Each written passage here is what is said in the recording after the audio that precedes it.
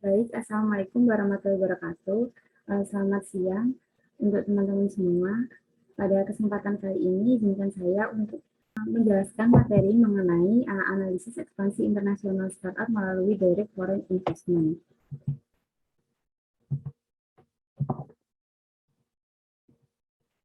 Sebelumnya, perkenalkan nama saya yaitu Vinati Ayunina, di mana sebelumnya saya telah menempuh pendidikan di Universitas Airlangga dengan jurusan D3 Akuntansi, dan sekarang sedang menempuh pendidikan di Universitas 11 Maret dengan jurusan S1 Akuntansi Transfer. Saat menempuh di Universitas Airlangga dulu, saya pernah magang di KAP Basri Harjo Sumarto dan rekan di cabang Surabaya. Kemudian pada saat menempuh pendidikan di Universitas 11 Maret ini, saya telah magang di KAP Mahsun Nurdiono, Kuku dan rekan di cabang Solo. Pada kesempatan kali ini, saya akan memaparkan tentang apa itu ekspansi ke pasar internasional, kemudian ada direct foreign investment atau DFI, dan materi yang terakhir yakni analisis ekspansi Gojek di Singapura melalui DFI. Nah, untuk yang pertama ini, ekspansi ke pasar internasional. Salah satu visi yang diharapkan oleh banyak perusahaan adalah produk ataupun jasa yang mereka hasilkan ini dapat memasuki pasar internasional. Nah, apabila hal itu dapat terjadi, maka akan menunjukkan bahwa perusahaan itu mengalami pertumbuhan dan perkembangan. Lalu apa itu pasar internasional? Pasar internasional sendiri merupakan sebuah peluang pasar yang sangat terbuka untuk dimanfaatkan oleh perusahaan. Hal ini dikarenakan karena ukuran perusahaan yang sangat besar akan memiliki potensi yang belum dimanfaatkan oleh banyak pelaku. Nah, menurut Thomson dan Strickland, terdapat 5 alasan mengapa sebuah perusahaan itu melakukan ekspansi ke pasar internasional. Yang pertama adalah untuk menjangkau pelanggan baru, kemudian yang kedua untuk memperoleh akses pada sumber daya alam yang tersedia, yang ketiga adalah untuk memperoleh modal untuk kompetensi inti perusahaan, kemudian yang keempat untuk menyebar risiko bisnis, dan yang terakhir untuk mencapai biaya yang lebih rendah dan daya saing yang lebih besar. Nah, setelah perusahaan tersebut memutuskan untuk go internasional, maka harus diputuskan pula level keterlibatan internasionalnya. Nah, di sini terdapat dua level keterlibatan.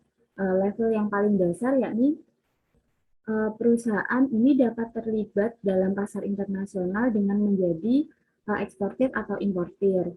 Kemudian pada level selanjutnya, perusahaan dapat terlibat pada pasar internasional ini dengan beroperasi sebagai perusahaan internasional atau perusahaan multinasional. Nah, di setiap level keterlibatan yang berada dalam bisnis internasional tersebut, itu pasti membutuhkan jenis strategi organisasi tertentu. Nah, strategi organisasi internasional ini ada 5. Yang pertama adalah independent agent atau agen independen. Agen independen ini adalah individu atau organisasi asing yang sepakat untuk mewakili kepentingan eksportir di pasar luar negeri.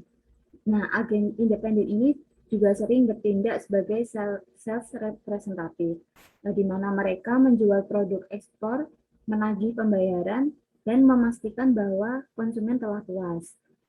Agen independen ini juga sering mewakili beberapa perusahaan dan biasanya tidak spesialis dalam produk atau pasar tertentu.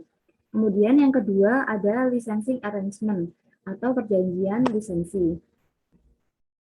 Perusahaan yang mencari keterlibatan yang lebih substansial di bisnis internasional bisa menggunakan perjanjian lisensi. Perusahaan memberikan hak eksklusif kepada perusahaan lain di luar negeri untuk memproduksi atau memasarkan produknya di pasar tersebut.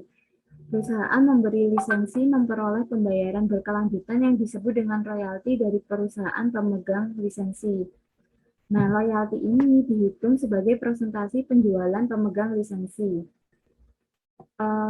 Bentuk lisensi yang populer ini contohnya adalah franchising atau waralaba. Kemudian yang ketiga, ada strategi berbentuk branch office atau kantor cabang. Selain membuat hubungan dengan perusahaan asing atau agen independen, sebuah perusahaan juga dapat mengirimkan beberapa manajernya ke kantor cabang di luar negeri. Sebuah perusahaan ini memiliki lebih banyak kontrol langsung atas manajemen cabangnya daripada agen atau pemegang lisensi. Dan kantor cabang memberikan tampilan nyata di mata publik tentang keberadaan perusahaan di negara lain. Konsumen yang potensial cenderung merasa lebih aman ketika perusahaan memiliki kantor cabang di negara tersebut. Kemudian strategi organisasi yang keempat adalah strategic alliances atau aliansi strategi. Dalam aliansi strategi ini, sebuah perusahaan menemukan sebuah partner di negara di mana perusahaan melakukan bisnis. Setiap pihak ini sepakat untuk menginvestasikan sumber daya dan modalnya ke sebuah bisnis baru agar bisa meraih keuntungan mutual. Aliansi strategis kadangkala disebut sebagai joint venture. Hal ini muncul karena partnership yang dimainkan dalam strategi organisasi besar perusahaan. Selain memudahkan jalan ke pasar internasional, aliansi ini juga akan memberikan perusahaan lokal untuk memiliki kontrol yang lebih besar terhadap aktivitas asingnya daripada agen independen dan perjanjian lisensi. Nah, pada saat yang sama, semua partner dalam sebuah aliansi ini juga dapat membuat keputusan yang sama. Yang terpenting dalam aliansi ini memudahkan perusahaan untuk meraih keuntungan dari pengetahuan dan keahlian partner asingnya. Kemudian, strategi yang terakhir adalah direct foreign investment atau investasi asing langsung. Nah, direct foreign investment atau DFI yang sering dikenal dengan DFI ini mengartikan bahwa perusahaan tersebut dapat membeli atau menetapkan aset berwujud di negara lain. DFI sendiri merupakan salah satu konsep yang sering dibahas dalam ekonomi internasional. Dalam The Organization for Economic Cooperation and Development atau OECD, DFI ini didefinisikan sebagai investasi lintas batas yang mencerminkan minat membangun yang berjangka panjang oleh seorang investor terhadap penduduk perusahaan milik perekonomian negara lain. Nah, perusahaan ini pada umumnya mempertimbangkan investasi asing langsung atau DFI ini karena dapat meningkatkan profitabilitas mereka dan meningkatkan kekayaan pemegang saham. Kemudian menurut Andrew Walter dan Gautam Sen, terdapat dua bentuk DFI, mana yang pertama adalah DFI bentuk vertikal atau DFI pencairan biaya. DFI dalam bentuk ini menekankan kegiatan produk yang dilakukan lebih dari satu lokasi untuk mendapatkan biaya yang lebih murah. Kemudian yang kedua ada DFI horizontal atau yang sering disebut dengan DFI pencarian pasar, di mana dalam bentuk ini melibatkan kegiatan produksi di pasar nasional atau negara MNC berasal dan menekankan kepada pasar akhir untuk kegiatan distribusi. Nah, penjelasan dari Walter dan Sen ini memperoleh dukungan dari Dunning. Ia menyampaikan jika terdapat tiga motivasi para pelaku dalam melakukan DFI, yakni untuk pencairan sumber daya, efisiensi, dan pasar baru. Nah, menurut Dunning tersebut, terdapat faktor-faktor penentu yang menyebabkan seorang investor asing ingin melakukan investasi atau mengembangkan usahanya ke negara tertentu. Faktor penentu tersebut memiliki ketergantungan dengan negara tempat investor berasal. Oleh karenanya, faktor ini sangat relatif. Terdapat 6 faktor penentu tersebut, yakni yang pertama adalah market size. Ukuran pasar ini diukur dengan PDB dan PDB per kapita. PDB ini adalah produk domestik bruto. Nah, market size ini menjadi pengaruh karena investor sering berniat untuk berpindah ke negara berpasar besar dan melakukan ekspansi. Hal tersebut karena adanya pengharapan jika akan terdapat daya beli yang lebih tinggi di negara dengan pasar besar. Kemudian yang kedua adalah openness atau keterbukaan. Faktor penentu keterbukaan ini dihasilkan dari rasio ekspor ditambah impor terhadap PDB atau yang dikenal juga sebagai rasio perdagangan PDB. Tingginya keterbukaan akan memberikan kemungkinan banyak negara untuk berinvestasi di suatu negara. Kemudian yang faktor penentu ketiga adalah economic and financial stability. Faktor ini merujuk pada tingkat inflasi suatu negara. Karena tingginya tingkat inflasi ini dapat dipandang dapat menyebabkan kerusakan daya tarik investor karena biasanya hal tersebut menggambarkan ketidakseimbangan ekonomi suatu negara. Faktor penentu yang keempat adalah korupsi. Faktor penentu ini dianggap sebagai pengaruh yang cukup nyata. Kenapa? Karena tingkat korupsi ini mampu mempengaruhi kapasitas pembangunan dan menentukan kualitas kelembagaan. Korupsi juga dapat menyebabkan besarnya biaya transaksi yang dikenakan, sehingga dapat menurunkan minat di FI. Kemudian faktor yang kelima adalah government policies atau kebijakan pemerintah. Di sini kebijakan pemerintah yang dimaksud itu merupakan bentuk tarif, pajak, subsidi, peraturan pemerintah, dan kebijakan privatisasinya.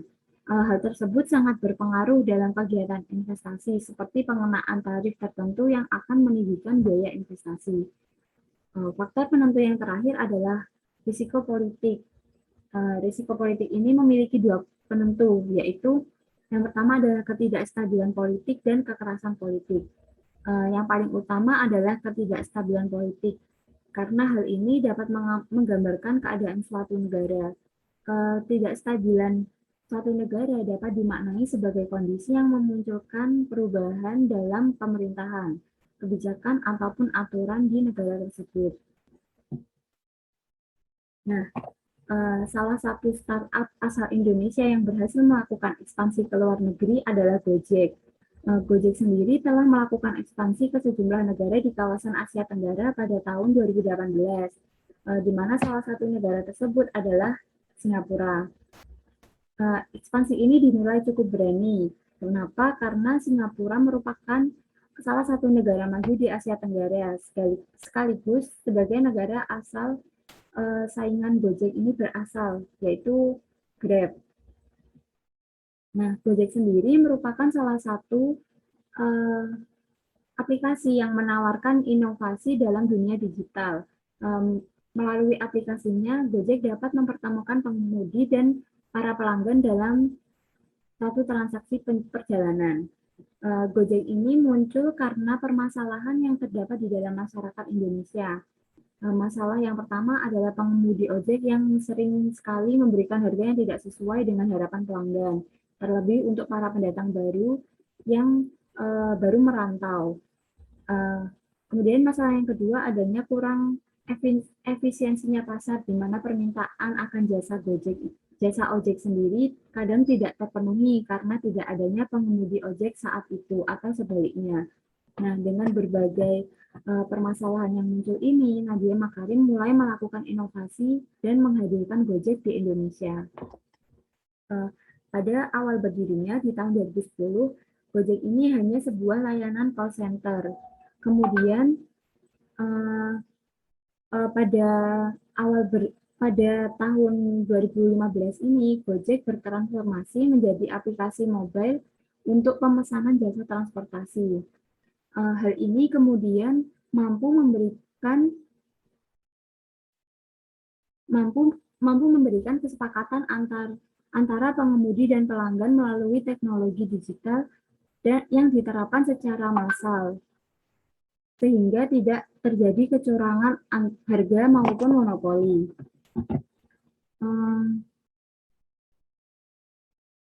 Selain itu, Gojek juga membantu pengemudi menemukan pelanggan. Inovasi Nadiem ini menjadi suatu inovasi atau ide segar bagi kegiatan perekonomian Indonesia. Selanjutnya, transformasi Gojek di tahun 2015 ini juga berhasil mengundang minat investor untuk mendukung Gojek, dan rata-rata investasi yang masuk ini berasal dari pengusaha asing. Besarnya nilai investasi yang terus melancar besarnya investasi yang masuk ini melancarkan ekspansi yang dilakukan oleh Gojek. Nah, pada tahun 2018, Nadiem Makarim sebagai pendiri Gojek meresmikan ekspansi usahanya ke negara tetangga Indonesia, yakni Vietnam. Ekspansi ini sekaligus menandakan Gojek telah menjadi sebuah perusahaan multinasional dan juga atau dikenal sebagai MNC.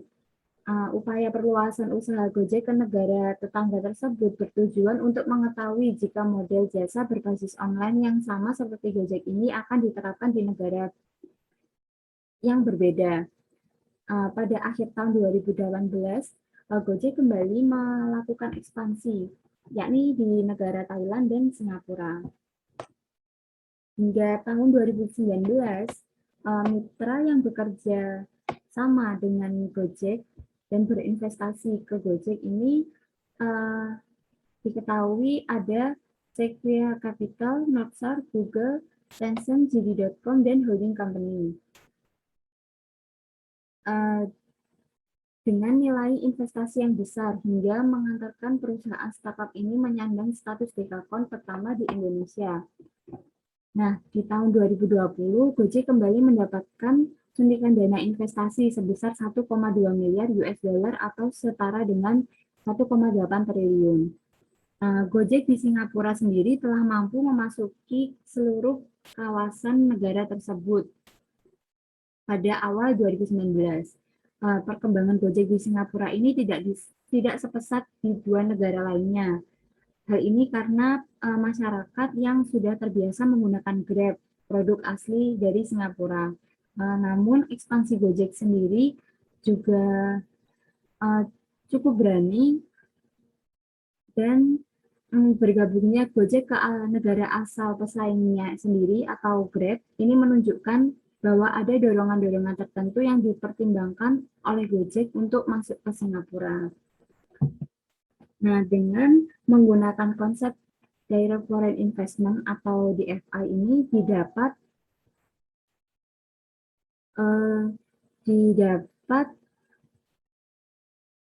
faktor penentu yang mempengaruhi ekspansi Gojek di Singapura. Setidaknya ada 6 faktor penentu mengapa ekspansi Gojek di Singapura ini dilakukan. Yang pertama yaitu pertumbuhan market size Singapura. Nah, ukuran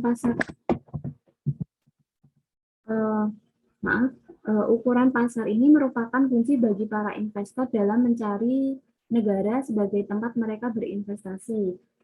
Seperti yang sudah saya jelaskan tadi, alat pengukur dari ukuran pasar sendiri adalah PDB dan PDB per kapita. Tingginya PDB di suatu negara ini belum tentu menggambarkan ekonomi penduduk yang tinggi. PDB sendiri memiliki dua fungsi, yaitu untuk mengukur total pendapatan perekonomian semua orang dan mengukur total dari perekonomian suatu negara dalam pembelanjaan negara. Nah, PDB per kapita sendiri merupakan saham dari anggota individu dari populasi terhadap PDB tahunan, dan pendapatan PDB per kapita menjadi ukuran untuk menggambarkan standar hidup penduduk suatu negara. Di sini terdapat grafik mengenai PDB per kapita Singapura tahun 2014 sampai 2018. Pada grafik ini dapat dilihat bahwa PDB per kapita Singapura dalam rentang tahun 2015 hingga 2018 ini mengalami peningkatan. Pada tahun 2015, PDB per kapita yang dimiliki oleh Singapura ini menyentuh angka 55,6 juta US dollar dan meningkat pada tahun 2016 menjadi 56,7 juta US dollar. Kemudian meningkat lagi hingga tahun 2018 mencapai angka 64,5 juta US dollar. Pertumbuhan pesat market size yang dimiliki oleh Singapura ini menunjukkan adanya peningkatan pada PDB dan PDB per kapita, di mana telah mendukung potensi Singapura untuk menumbuhkan kegiatan DFI di negaranya. Oleh karena itu, Singapura menjadi negara yang menarik perhatian investor asing. Salah satunya adalah Gojek yang melakukan ekspansinya di akhir tahun 2018. Nah, faktor penentu kedua ini ada keterbukaan Singapura dalam penanaman modal asing. Keterbukaan ini memperlihatkan posisi persaingan negara dalam perdagangan internasional. Adanya fasilitas perdagangan bebas akan menghilangkan hambatan-hambatan perdagangan dan menciptakan fasilitas investasi serta meningkatkan perlindungan hak milik. Sehingga keterbukaan ini menjadi salah satu faktor penting bagi investor dalam memilih negara tujuan investasi usahanya. Nah, di sini terdapat tabel nilai ekspor dan impor Singapura pada tahun 2014 hingga 2018. Karena pada tabel ini dapat terlihat bahwa negara Singapura aktif dalam melakukan perdagangan internasional. Nilai impor Singapura sendiri sempat mengalami penurunan di tahun 2015, di mana dari 377 juta menjadi 308 juta.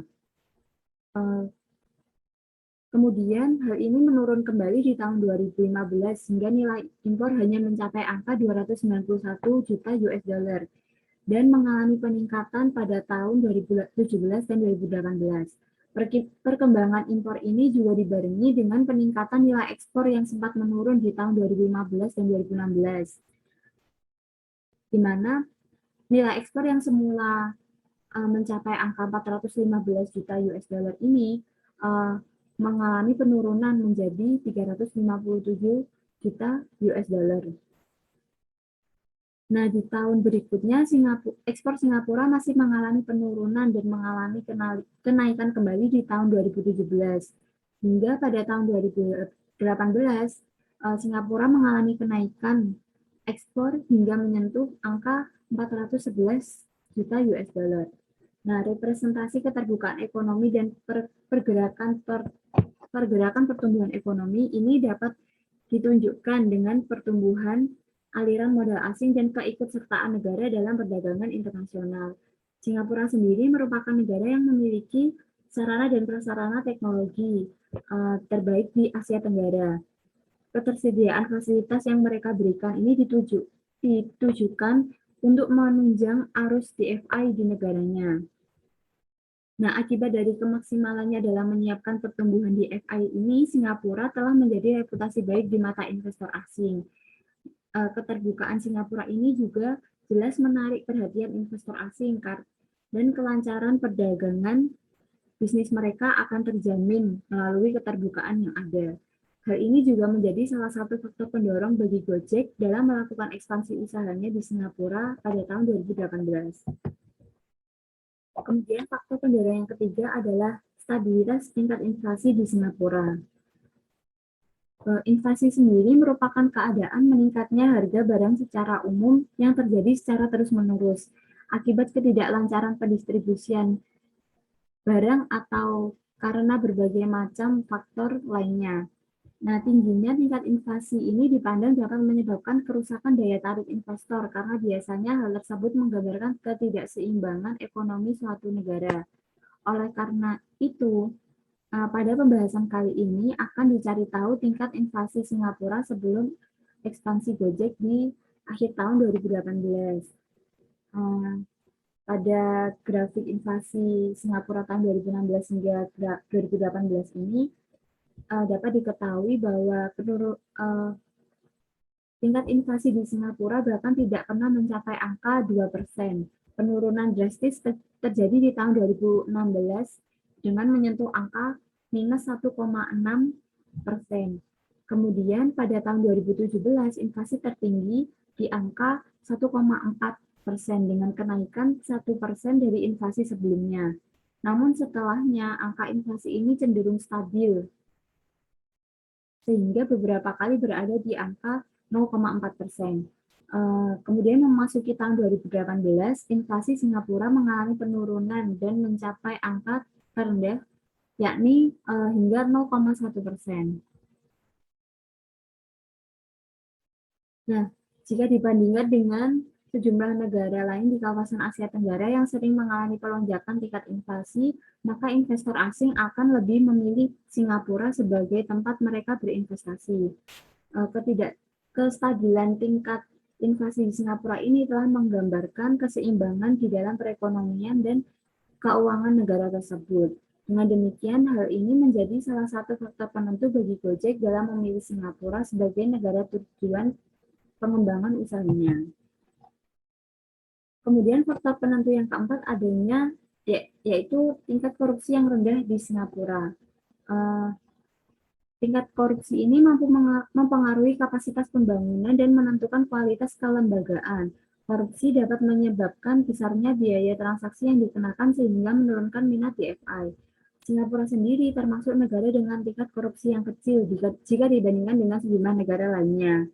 Hal ini dapat dilihat dari indeks persepsi korupsi dunia atau yang dikenal dengan Transparansi Internasional. Nah, pada tahun 2017 dilakukan Transparansi Internasional atau pengukuran tingkat korupsi yang diikuti oleh 180 negara, di mana Singapura menjadi salah satu negara yang menjadi partisipannya. Dalam pengukuran ini, Transparansi Internasional ini diukur dari nilai 0 hingga 100, di mana untuk negara dengan tingkat korupsi yang tinggi akan diberi nilai 0, dan negara dengan tingkat korupsi yang rendah akan diberi nilai yang tinggi hingga 100. Dari pengukuran tingkat korupsi tersebut, Transparansi Internasional ini mendapatkan hasil, yaitu pada tahun 2017, Singapura mendapatkan nilai 84 dari 100 poin, di mana hal ini menempatkan Singapura menjadi peringkat kedua setelah Selandia Baru di wilayah Asia Pasifik yang memperoleh nilai 85. Jika dilihat dari rekam jejak sebelumnya, Singapura juga selalu memperoleh angka yang tinggi pada Transparansi Internasional ini. Yakni pada 2018 Singapura mendapatkan nilai 85 dan pada tahun 2016 memperoleh angka 84. Kemudian pada tahun 2018 Singapura kembali mendapatkan angka 85. Nah, tingginya angka ini membuktikan jika tingkat korupsi di Singapura sangatlah kecil dan cenderung stabil dari tahun ke tahun. Rendahnya tingkat korupsi Singapura ini sejak tahun 2015 hingga 2018 dapat memicu ketertarikan investor asing. Hal tersebut disebabkan oleh kecilnya kemungkinan pembekakan biaya administrasi atau penyalahgunaan kuasa dalam pengurusan usaha, di mana hal ini juga menjadi faktor yang menarik bagi Gojek untuk melakukan ekspansinya ke Singapura. Kemudian faktor penentu yang kelima adalah dukungan kebijakan pemerintah Singapura terhadap investasi langsung. Kebijakan yang dibentuk pemerintah dalam rangka mendukung masuknya investasi dari luar ke dalam negaranya telah menjadi variabel penting bagi investor. Pemerintah Singapura sendiri dalam strateginya untuk mendapatkan investasi dari luar ini menetapkan sejumlah kebijakan yang mendukung kegiatan tersebut. Dua di antaranya adalah yang pertama, adanya pemberian pinjaman kepada investor asing. Kebijakan ini jelas memberikan daya tarik yang besar bagi para investor. Mengapa? Karena pemerintah Singapura ini mengeluarkan kebijakan tersebut dengan tujuan agar para investor tidak khawatir untuk bersaing dan berinvestasi di Singapura. Skema pemberian pinjaman ini dapat diajukan langsung melalui pemerintah Singapura atau bank-bank di Singapura. Nah, salah satu contoh bank tersebut adalah HSBC atau yang memberikan skema pinjaman maupun penggadaian bagi investor asing. Nah, perusahaan Gojek ini yang baru berekspansi ke Singapura dapat memanfaatkan hal tersebut untuk mengembangkan usahanya. Dengan demikian, Gojek dapat mengurangi kekhawatirannya terhadap pesaing mereka, yaitu Grab. Sekalipun Grab adalah perusahaan multinasional asal Singapura, yang jelas telah lebih dahulu memberikan pelayanan pada bidang jasa yang sama, namun Gojek juga tetap berpeluang dalam mengimbangi eksistensi Grab di Singapura. Nah, kebijakan yang kedua ini adalah pemberian insentif dan pembebasan pajak. Pemerintah Singapura sendiri memberikan keringanan pajak bagi beberapa sektor usaha yang diinvestasikan di negaranya. Kebijakan ini akan menguntungkan bagi perusahaan kecil dan juga menengah yang sedang berinvestasi dan berkembang di Singapura. Pajak barang dan jasa yang diterapkan oleh Singapura sendiri memiliki nilai yang rendah, yaitu di angka 7%. Angka ini merupakan nilai terkecil bagi pajak barang dan jasa se-Asia Pasifik. Kebijakan ini jelas akan memberikan keuntungan yang cukup besar bagi investor yang bergerak dalam bidang barang dan jasa. Peluang tersebutlah yang menjadi salah satu pertimbangan Gojek yang untuk berekspansi di Singapura pada tahun 2018. Nah, selain dua kebijakan tersebut, juga terdapat sejumlah undang-undang yang mendukung bisnis baik nasional maupun internasional yang dikeluarkan oleh Singapura, yaitu kemudahan administrasi dan birokrasinya yang ditujukan pada para investor asing. Di beberapa kasus di beberapa negara, proses administrasi dan regulasi masuknya investor pada suatu negara seringkali mengalami permasalahan. Beberapa contoh dari permasalahan yang ada ini adalah ketidaksesuaian dengan hukum yang berlaku, lamanya proses administrasi, dan juga penerapan standar yang menyusahkan bagi para investor. Nah, untuk menghindari permasalahan tersebut, maka pemerintah Singapura ini menyederhanakan proses administrasi dan birokrasi investor yang ingin masuk ke Singapura. Kemudian faktor penentu yang terakhir ada tingkat stabilitas politik di Singapura. Keadaan politik ini mampu mempengaruhi investor untuk berinvestasi pada suatu negara. Keadaan politik yang dimaksud di sini adalah stabilitas politik yang telah berlangsung di suatu negara. Keamanan negara juga turut menjadi aspek penting bagi pertimbangan investor dalam memilih negara tujuan pengembangan usahanya. Di sini terdapat grafik mengenai peringkat stabilitas politik negara di dunia pada tahun 2018. Nah, seperti yang dapat dilihat, bahwa Singapura ini menjadi negara dengan indeks stabilitas politik tertinggi dan berada pada posisi 3 besar pada tahun 2018 setelah Monaco dan New Zealand. Nilai indeks stabilitas yang diraih Singapura ini mencapai angka 1,51, di mana hal tersebut menunjukkan jika Singapura merupakan negara di kawasan Asia Tenggara yang memiliki indeks stabilitas politik tertinggi, yang kemudian disusul oleh Brunei Darussalam pada peringkat ke-14 dunia. Nah, Gojek ini melihat secara rasional mengenai rencana ekspansi pada Singapura berdasarkan peringkat stabilitas politik negara. Singapura memiliki pemerintahan yang bersih dan juga dari tahun ke tahun telah menunjukkan bahwa pemerintah Singapura secara konstan dapat menjaga stabilitas politik, meski berada pada kondisi politik dunia yang tengah berubah-ubah. Jika dibandingkan dengan negara-negara di Asia Tenggara lainnya, Singapura memiliki indeks stabilitas politik yang cukup tinggi. Nah, jaminan rasa aman ini memberikan kepercayaan pada investor untuk menanamkan modal mereka di negara tersebut. Gojek sendiri memberikan pelayanan dalam bidang jasa pada masyarakat. Sebenarnya hanya berdampak kecil atas keadaan politik yang tengah terjadi pada suatu negara. Namun jika stabilitas politik di Singapura ini terganggu hingga menyebabkan pelemahan ekonomi berupa inflasi maupun daya beli masyarakat menurun, maka akan berimbas pada keuntungan yang mampu diraih oleh Gojek. Dan tingginya tingkat stabilitas politik di Singapura ini mampu menghadirkan kepercayaan kepada Gojek untuk melakukan ekspansi di negara tersebut.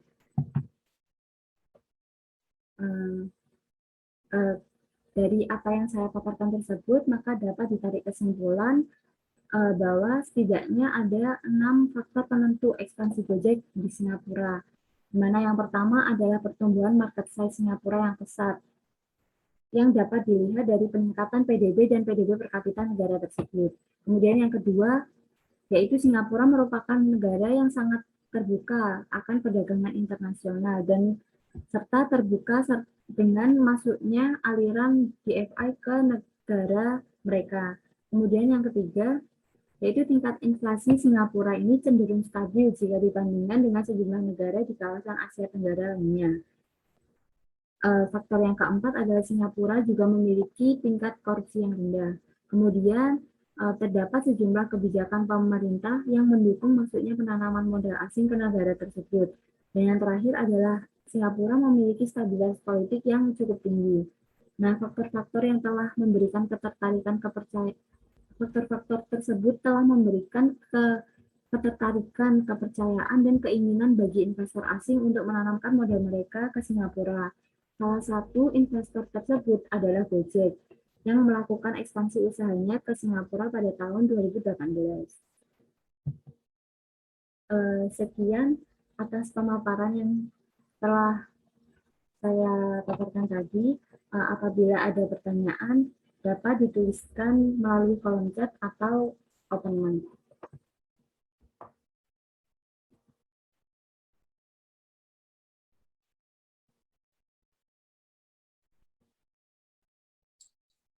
Permisi, saya izin bertanya.